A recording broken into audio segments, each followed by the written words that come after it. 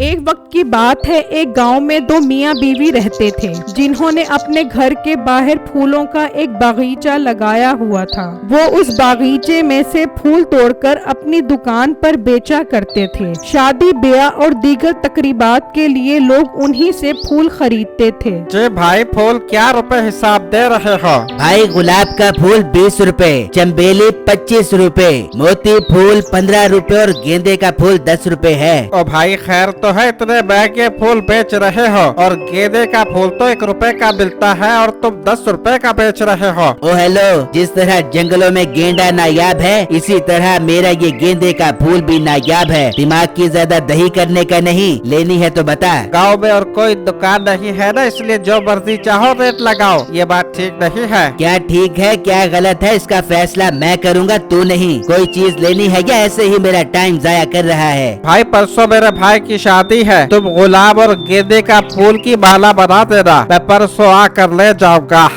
ठीक है मिल जाएगी। चीज तूने परसों लेनी है और दिमाग मेरा अभी से आकर खराब कर रहा है। खैर परसों आकर ले जाई। इस तरह ये दुकानदार ग्राहक से बदतमीजी भी करता था और लोगों से मुंह मांगी कीमत भी वसूल करता था। उसी गांव के साथ एक जंगल था, जिसमें कालू कौवा और गोरी कौवी अपने बेटे के साथ रहते थे। अजी सुनते हैं, अपना बेटा बड़ा हो गया है, अब इसके स्कूल जाने के दिन आ गए हैं, आप कुछ काम वगैरह ढूंढे। बेगम कहाँ कोई काम ही नहीं मिल रहा। मैं आलू बादशाह के पास भी नौकरी लेने गया था, लेकिन उनके पास भी कोई नौकरी नहीं है। मुझे कुछ नहीं पता, आप काम नहीं ढूंढेंगे तो घर का गुजारा कैसे होगा? तुम फिक्र मत करो, मैं कोई ना कोई काम वगैरह ढूंढता हूँ, जल्दी सब ठीक हो जाएगा। अब अपने बच्चे को अच्छे स्कूल में पढ़ाएंगे और अच्छे अच्छे खाने भी खिलाएंगे। ये कहकर वो कौवा काम ढूंढने के लिए निकल जाता है और कुछ आगे आने पर उसे मीठे का बागीचा नजर आता है। वो वहीं एक दरख्त पर बैठ जाता है और सोचने लगता है,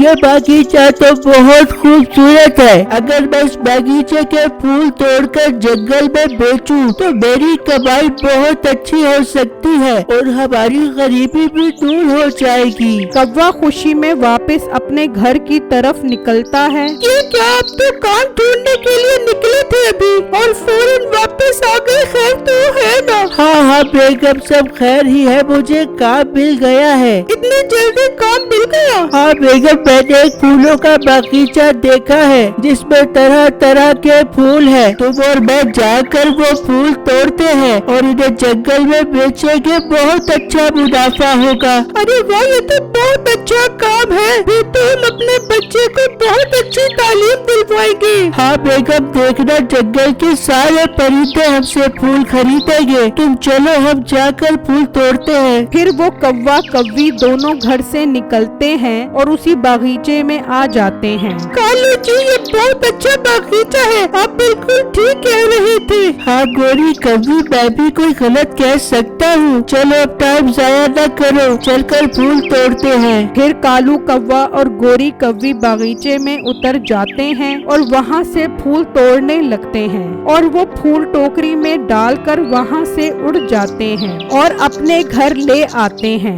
लो जी बेटा, अब आपके अब्बू इन फूलों का काम करेंगे, फिर हमारे पास बहुत पैसा आ जाएगा, जिसे हम तुम्हारी खुराक और पढ़ाई पर खर्च करेंगे। फिर कालू कौवा जंगल में एक छोटी सी फूलों की दुकान खोल लेता है तो परिंदे उससे फूल खरीदने लग जाते हैं और देखते ही देखते उसके सारे फूल बिक जाते हैं। अरे वाह, क्या कमाल का कारोबार मिल गया है मुझे। मेरे पास तो पैसों की भरमार हो जाएगी। अब मैं शाम में फिर बागीचे जाकर फूल तोड़ूंगा। कालू कौवा ये खुशखबरी जाकर अपनी बीवी को सुनाता है तो वो भी बहुत खुश हो जाती है। वहाँ जब मीठा अपने बाग में फूल तोड़ने आता है तो देखकर हैरान रह जाता है कि फूल तो काफी कम हैं। ये मेरे बाग के फूल कौन चोरी कर गया है? मेहनत मेरी और मजे कोई और ले, ये मैं होने नहीं दूंगा। मीठा गुस्से में अंदर आता है। ओ बेगम, बागीचे में से फूल तूने तोड़े हैं? हमें मीठे तू पागल तो नहीं हो गया? मैंने तेरे फूल तोड़ के क्या करना? मेरे अंदर तो वैसे गुलाबों की खुशबू आती है, मुझे तेरे फूलों की कोई जरूरत ना है। बेगम देख ले, अच्छी तरह सोच ले, कहीं तूने फूल तोड़कर अपनी माँ को तो नहीं दे दिए। नहीं, मेरी माँ ने क्या फूलों का मुरब्बा बनाना है? क्या जाके अपना काम कर, मुझे कोई जरूरत नहीं है तेरे फूल तोड़ने की।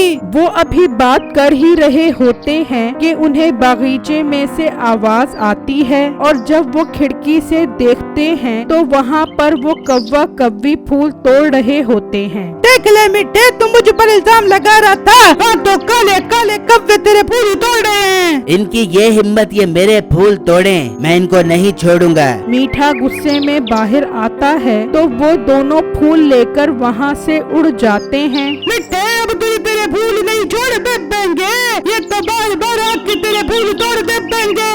बेगम ये काम तो बहुत खराब है, अब हम इनसे कैसे जान छुड़वाएं? मीठे, इनसे जान छूट सकती है अगर तू मेरी बात गौर से सुने तो।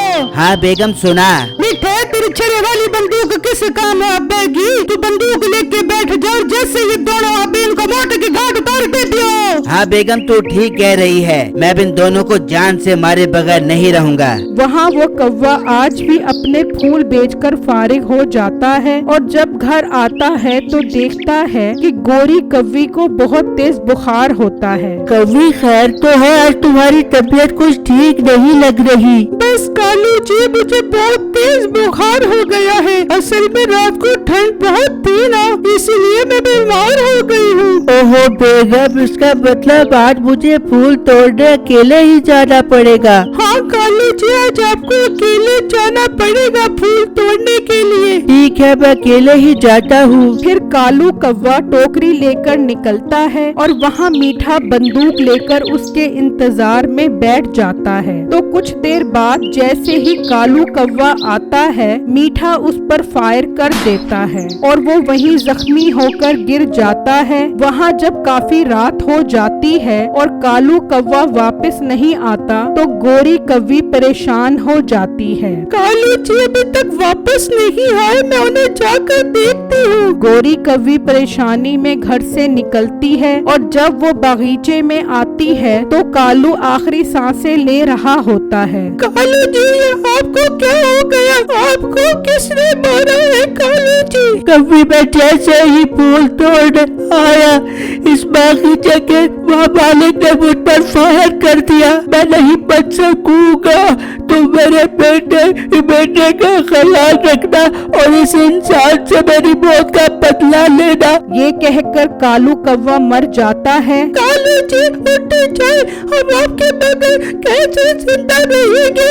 उठ जाए कालू जी, उठ जाए। लेकिन कालू कौवा तो अब इस दुनिया में नहीं रहा। अब गोरी कव्वी के अंदर बदला लेने की आग भड़कने लगती है और वो उससे बदला लेने के लिए प्लानिंग करने लगती है और वो अपनी अर्जी लेकर चील महाराज के पास जाती है और उससे सारी बातें बताती है। चील को कालू कव्वे की मौत का सुनकर बहुत दुख होता है। गौरी कव्वी, तुम्हें परेशान होने की जरूरत नहीं है, तुम हमारे साथ बहुत जाती हुई है, मैं तुम्हें इंसाफ दिलवाऊंगा। चील महाराज मेरा एक छोटा सा बेटा है, अब वो अपने बाप के बगैर कैसे जिंदगी गुजारेगा? तुम्हें फिक्र करने की जरूरत नहीं है, अब उसका ख्याल करेंगे और जंगल के सारे परिंदे उसे पढ़ा लिखा कर बड़ा कौवा बनाएंगे। ठीक है चील महाराज, जैसे आपको बेहतर लगे। अब मैं जा रहा हूँ उससे बदला लेने के लिए। ये कहकर चील वहाँ से उड़ जाती है और मीठे के बागीचे में आकर बैठ जाती है। बेटे, ये बार कैसी आवाज़ें आ रही हैं? मुझे लगता है अब दोबारा कोई और कौवा आ गया है, मैं जाकर इससे हिसाब लेता हूँ।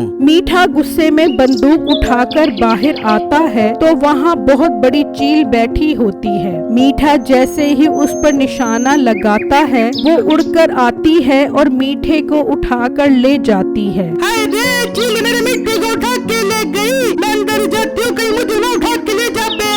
चील बाजी ये आप मुझे कहाँ लेकर जा रही हैं? चुप कर जा, तूने हमारे जंगल के कालू कव्वे को मारा है, अब मैं तुझे नहीं छोड़ूंगा। चील बाजी वो तो मेरे बागीचे में आकर फूल तोड़ता था और टह टह करके मेरे दिमाग की बत्ती गुल कर देता था। चल फिर आज के बाद तेरी बत्ती गुल नहीं होगी। ये कहकर वो उसे दरिया में फेंक देती है। अब मीठे को उसके किए की सजा मिल जाती है और गोरी कव्वी को फूलों का बागीचा। अगर आप मीठे और बिट्टू की मजीद फनी वीडियो देखना चाहते हैं तो हमारे दूसरे चैनल ड्रीम स्टोरीज मस्ती को अभी सब्सक्राइब करें। शुक्रिया।